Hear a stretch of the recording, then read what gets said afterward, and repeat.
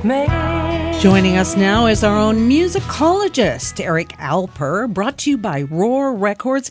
And he's here to talk about songs that have gotten a second life. And Eric, you aren't talking about cover songs, are you? No. The reason why I love the music industry so much is sometimes these dormant songs that were hits 20, 30, 40, even 50 years ago get a second life based on being in a commercial, based on being in a TV show, or based on being in a movie. And thanks to all of these radio stations like this and also to streaming services, you're only one step away from hearing them again. So that's what I love about these next 5 songs. Like a flame burning brightly, but when she left, gone was the glow of blue.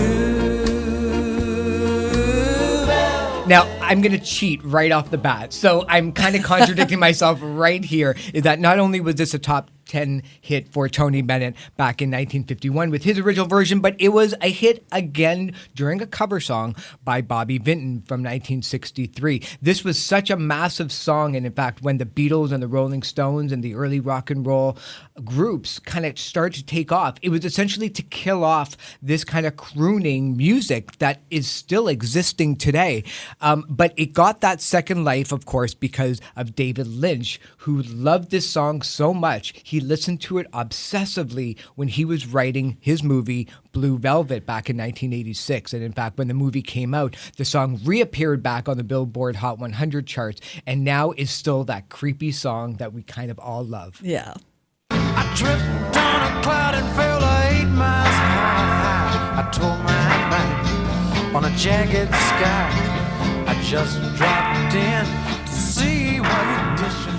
So this song isn't exactly promoting drugs. In fact, it's the opposite. Really? I always thought that's what it was. Yeah, Kenny Rogers was kind of anti-drug. And of course, he's the lead singer of the Fifth Dimension with, of course, Glenn Campbell playing guitar back in the day. But yeah, it was supposed to be a warning against the dangers of using LSD, which is so surprising since it came out at the height of the psychedelic era in the first place. So not only was this song a massive hit, it was a top 10 hit on the Billboard charts when it first came out, but that movie, The Big Lebowski, do we like this movie? I watched it recently. I didn't go the first round. I mean, it was, my kids were saying, you got to watch it. It's a cult movie. I'm like, okay. Yeah, I kind of felt the same way. But there's the dream sequence in the film is one of the highlights of the Coen brothers' history. They used this song, and when the song came out, a whole bunch of hipsters who loved that movie started playing it, especially on social media, all over again.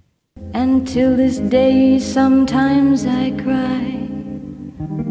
He didn't even say goodbye. He didn't take the time to lie. Bang, bang.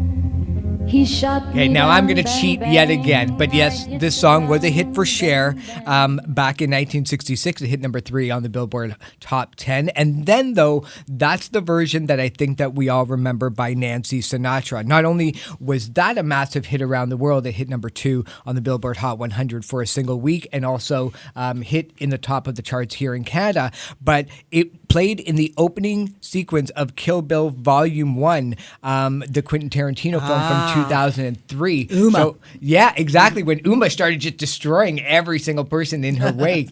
And so not only did the Cher version go back on the charts, but the Nancy Sinatra version also peaked all over again.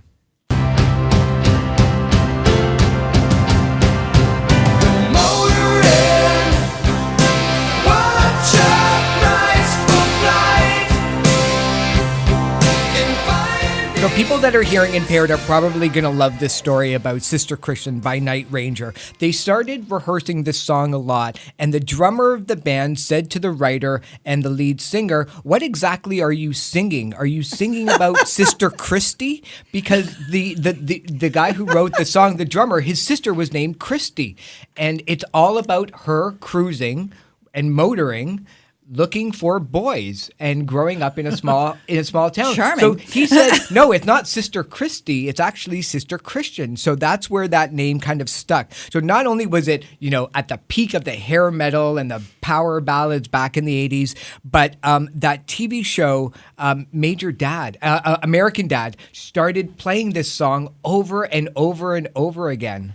Beelzebub has the devil put aside for me, for me, for me.